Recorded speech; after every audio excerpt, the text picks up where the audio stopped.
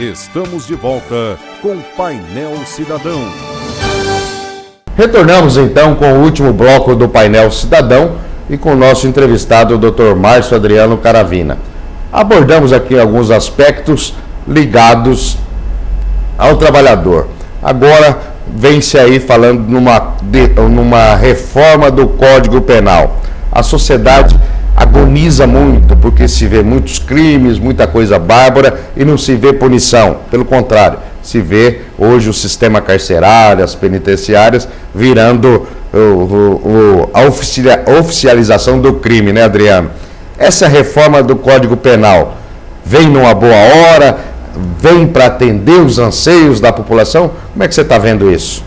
Então, isso daí depende muito da questão se vai ter ou não a participação popular. Franqueada mas é que nem a questão da população reclamar de determinado político e ganhou a eleição, mas quem colocou ele lá foi os próprios eleitores, foi a própria população, né? Então, aí é uma faca de dois gumes, né? O acesso à participação popular é franqueado, mas a população está participando? Cai naquela história que nós contamos aqui. O deputado, a Rádio Comercial de Presidente Prudente reproduziu na íntegra a fala do deputado. Ele disse: vocês não se preocupam com isso não vai haver nenhuma repercussão, a população só quer saber de Avenida Brasil. Tá, infelizmente nós somos uma nação multicultural, multirracial, e nós não temos uma tradição de cultura. Nós não temos sangue puro, né? A verdade é essa, né? Aqui, infelizmente, impera a chamada lei de Gerson, de levar vantagem em tudo. Ainda, né? Prevalece. Né?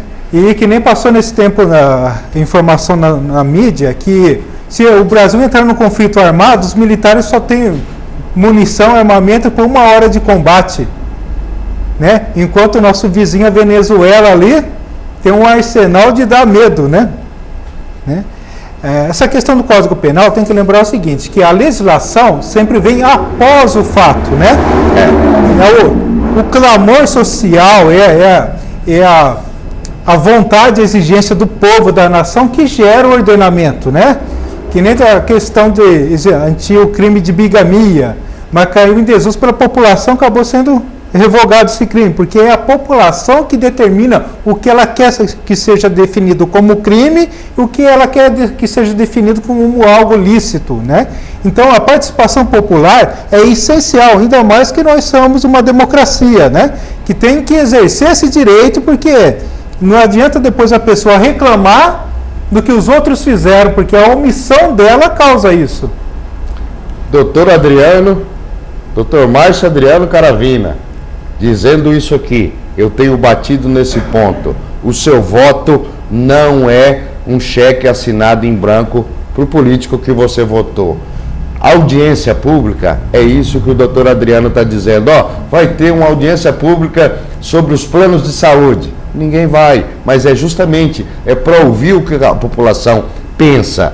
Isso é que nós dizemos aqui: compareça, debata, solicite, reivindique. Justamente isso. Isso é cidadania. É através disso que nós vamos melhorar. Agora, nós temos eleições aí daqui 50, 60 dias aproximadamente.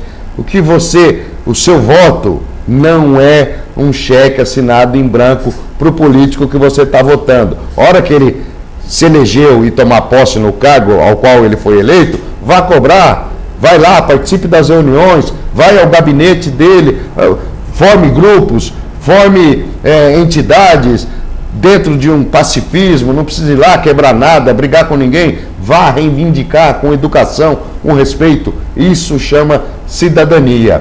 E por conta de cidadania, doutor Márcio Adriano Caravina, quando é que nós vamos acabar com essa ciranda financeira nesse país, com juro capitalizado, banco fazendo o que quer, aglomerando fortunas, bilhões, trilhões, e o povo cada vez mais pobre, porque a justiça brasileira teima em dizer que não existe capitalização de juros nos contratos bancários? Então, aí é uma causa muito complexa, né, que não envolve só, infelizmente, o judiciário, né? Aí envolve principalmente o poder executivo.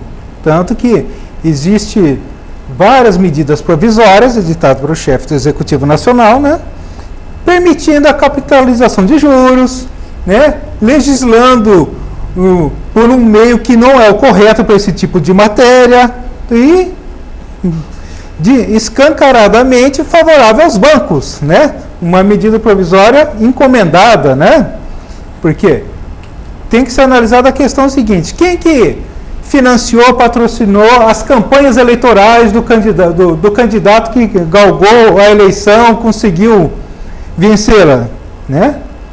Ele fica em débito com quem lhe patrocinou as eleições, né? É cobrado esse favor, tem uns lobistas, né? O Supremo Tribunal Federal... Muitos deles estão nos bancos de réus hoje, né? Os lobistas. Mas, enquanto isso, se aproveitou bastante, né?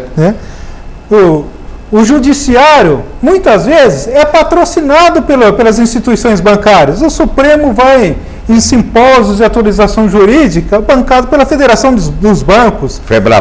Você vê continuamente os juízes locais de primeiro grau pedindo até doações para os bancos. Aqui está sem recursos, vocês não têm um computador velho, uma mesa velha, né? Hoje eu vi lá a questão do juiz pedindo um data show para poder ser usado para instruir, dar treinamentos para os mesários nas eleições, né? E aí, infelizmente, isso acaba sendo uma troca de favores, né? Não tem aquela imparcialidade real, né? E o que nós temos que fazer para acabar com isso, hein? É aquela volta à tecla. Isso depende da fiscalização do povo, do clamor público do povo exigir e fiscalizar, né? Ainda mais agora que a presidenta deu um tiro no pé e instituiu essa transparência, essa abertura de informações, que o ex-primeiro-ministro britânico lá, Tony Blair, fez isso e se arrependeu porque foi o fim da carreira política dele, né? Que ao fazer isso não conseguiu voto de mais nenhum funcionário público, né? Porque nenhum funcionário público gosta de ter essas informações divulgadas, né? né? Aí é fiscalizar, ir atrás e cobrar. Mas por que fulano recebe 10 vezes o salário dele? Né? É cobrar, pedir explicações, cobrar o Ministério Público, as autoridades competentes para investigarem e tomar as medidas cabíveis, né? Agora o povo ficar de braço cruzado e só lamuriando, reclamando pelos cotovelos, pelas paredes, não vai mudar nada. Vai chegar a lugar nenhum.